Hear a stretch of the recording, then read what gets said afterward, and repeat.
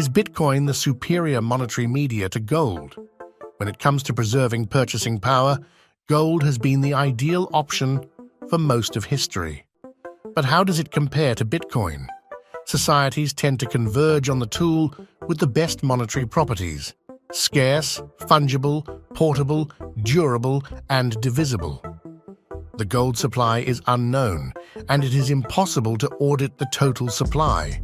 More gold is produced as technology advances, or the gold value increases. The Bitcoin supply is capped at 21 million units, and it cannot be increased by technology advancements or value appreciation.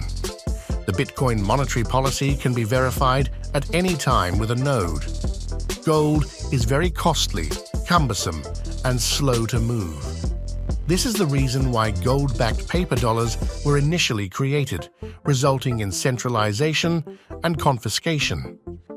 Bitcoin is easier to store, transport, and divide. You can send any amount of Bitcoin anywhere in the world at a low cost in less than 10 minutes.